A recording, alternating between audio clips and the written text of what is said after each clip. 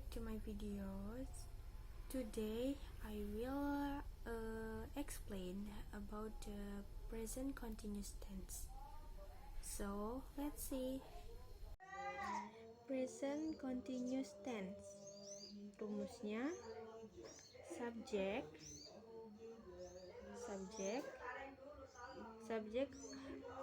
I, he, she, it, we, they, you, plus to be nya ini verb ing, subject to be verb 1 verb 1 ing. Ini adalah rumus present continuous tense. Ada aturan-aturan dalam penambahan ing di belakang verb 1. Yang pertama yaitu kata kerja yang diakhiri huruf e, maka huruf e dihilangkan. Sebagai contoh, di sini ada love, e-nya hilang menjadi loving. Ini juga ada drive, e-nya hilang menjadi driving. Yang kedua, huruf e-nya double. Di kata kerja yang diakhiri dengan huruf e-nya double, maka kata kerja tersebut langsung ditambah ing. Sebagai contoh, see menjadi seeing.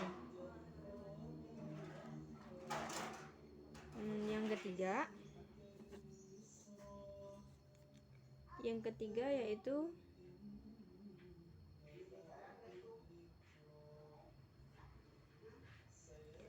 kata kerja yang terdiri dari satu suku kata yang memiliki pola KFK, KVK, atau konsonan vokal konsonan. Ditulis rangkap dan ditambah ing. Contohnya run, running menjadi running. Huruf R itu konsonan, huruf U itu vokal, N itu konsonan. Konsonan terakhir ditulis rangkap atau ditulis double dan berubah ditambah ing menjadi running. Dan yang keempat itu kata kerja yang terdiri dari dua suku kata atau lebih, di mana suku kata terakhir hanya memiliki satu huruf vokal. Maka konsonan terakhir ditulis rangkap, kemudian ditambah dengan ing. Contohnya yaitu submit. Submit itu ada dua suku kata yaitu submit. Huruf konsonan terakhir ditulis rangkap dan ditambah ing. Ini konsonannya ditulis rangkap menjadi ditambah ing menjadi submitting. Yang kelima yaitu kata kerja yang berakhiran huruf L dan sebelum huruf L hanya ada satu huruf vokal, maka ditulis rangkap kemudian ditambah ing. Contoh cancel. Ini hurufnya akhirannya L dan di sini ada satu huruf vokal yaitu E dan menjadi canceling. Oh ya, ada satu lagi hurufnya lupa ditulis.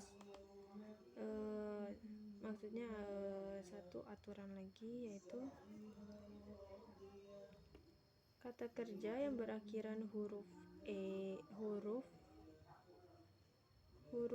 IE, maka ini berubah menjadi Y kemudian ditambah ing. Contohnya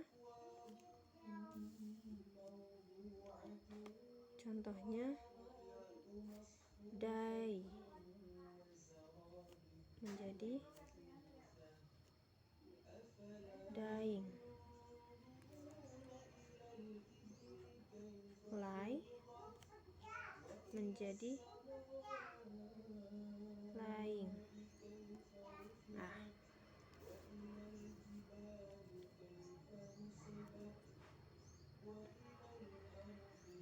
Nah, jika kata kerja yang tidak termasuk dalam kriteria atau aturan-aturan nomor 1, 2, 3, 4, 5, dan 7, maka hanya ditambah dengan ing secara langsung. Contohnya look menjadi looking, wish menjadi wishing. Lalu ada watch, tambah ing menjadi plus ing menjadi watching. Oke, berikutnya yaitu penggunaan present continuous tense. Nah, penggunaannya pun ada beberapa, yaitu yang pertama digunakan untuk menyatakan peristiwa atau perbuatan yang sedang berlangsung pada saat bicara. Yang ini pada saat bicara biasanya digunakan dengan keterangan seperti now, right now, at the moment. Pokoknya yang secara sedang berlangsung. Oke, contohnya yaitu my brothers are watching television now. Nah, ini subjeknya to be, ini verbnya tambah ing, dan ini keterangannya yaitu sekarang. Yang kedua yaitu digunakan untuk menyatakan suatu peristiwa atau perbuatan yang terjadi atau dilakukan di masa sekarang, tapi tidak harus terjadi atau berlangsung pada saat bicara. Nah, ini contohnya. Kalau ini kan berbicara ada secara langsung kan berbicaranya. Kalau yang ini di masa sekarang, tapi tidak perlu pada saat bicara. Contohnya Mr. Brown is writing a novel. Mr. Brown is subject, ini to be, ini verb ing-nya, verb 1 tambah ing, ini objeknya. Nah, yang ketiga yaitu digunakan untuk menyatakan suatu rencana yang sudah pasti akan dilakukan. Nah, sudah pasti akan dilakukan, yaitu contohnya we are visiting him tonight. Tonight ini kan masih direncanakan nanti malam. Nah, berarti ini subject to be, verb ing-nya. Nah, ini objek ya, him itu objek, yang ini tonight ini adalah rencananya, yaitu malam nanti atau nanti malam. Oke. Nah, ini contoh kalimat dari present continuous tense. Kalau yang ini adalah contoh kalimat present continuous tense bentuk positif. Nah, kalau ingin membuat kalimat tanya, yaitu aturan rumusnya ada to be diletakkan di depan subjek. Ini contohnya, is he printing the text? To be subjek he, printing ini verb ing-nya, dan ini the text object. Is he printing the text? Apakah dia mencetak teks?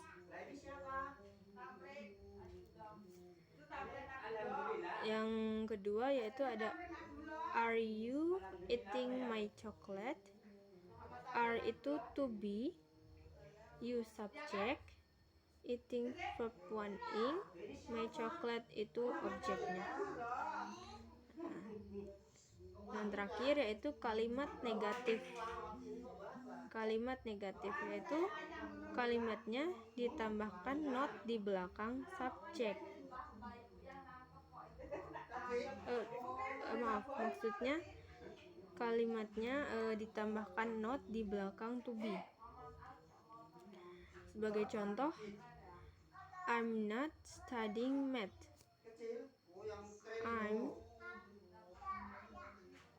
not, I subject, I'm not to be, not studying math. Saya tidak belajar matematika. Yang kedua, they are not speaking English. Mereka tidak berbicara bahasa Inggris. They subject, are to be, tambahkan not, speaking English. Jadi yang membedakan yaitu jika kalimat negatif itu ditambahkan not di belakang to be, kalimat tanya itu to be-nya itu ada di awal, dan kalimat positifnya itu kalimat positif ya ini seperti ini. Oke. Itu sekian penjelasan dari saya. Well, that was the explanation about the present continuous tense by me. Don't forget to like, comment, and subscribe. Thank you for watching. See you in the next video.